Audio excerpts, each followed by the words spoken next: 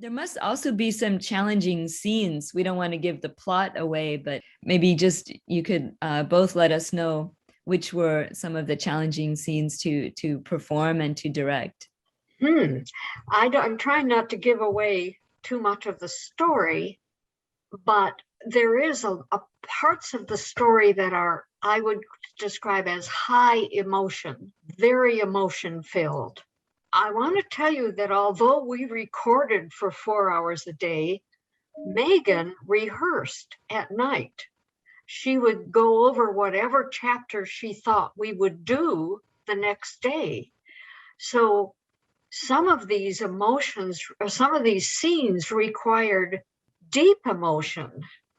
And so she would do this at night and then have to do it again the next day in front of the microphone. And if I called cut or stop, then she would have to turn it off.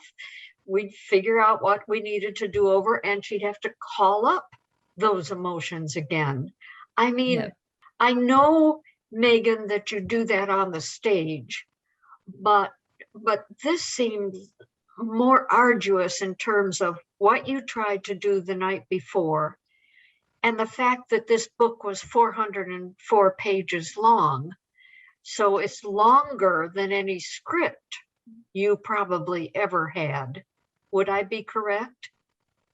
Yes. Yes. Yes, much longer.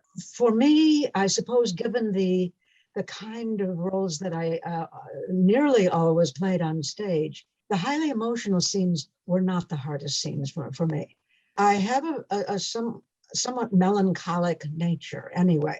I can drop into tragedy at the drop of a hat. When Dorothy talks about preparation for scenes, she's absolutely right about that. And that was one of the many things I learned. I didn't do that specific preparation for the first certainly the first week. And the first week was rough on all of us. And we really began to learn fast, beginning in the second week.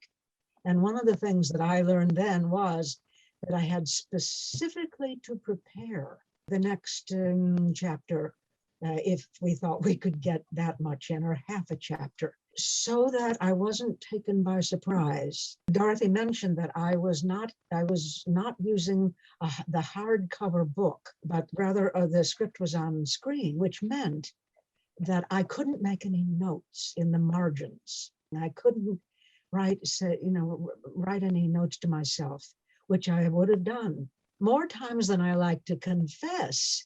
I would say somebody's sentence and then come to the comma quotation marks, and Dorothy would have written, "She said," loudly. Yes. Yes. Why didn't you tell me that? What a challenge, because it's not written like a script where you probably have some prompts before the line. The prompts are coming after. So it's just backwards for you. That place, yeah. If I had prepared very soon, very shortly, it actually usually wasn't the night before, it was about an hour before. I would come over earlier in the morning. The most difficult scenes were, that's a very easy answer, and that is the scenes with multiple characters, and that they tended to be in the bar. And they also tended to be mostly male characters, multiple male characters, using stichomythia. I'm an English major, and that's the classical word for one line quickly after another, in a different voice. And as you mentioned before, there are two ways to narrate or perform an audiobook, and you chose the much more complicated way. You could have just done a sort of dramatic reading in one voice, but you actually, performed each character in a different voice, which sounds much more complicated, but I think it's going to make the audiobook just come alive for the listeners.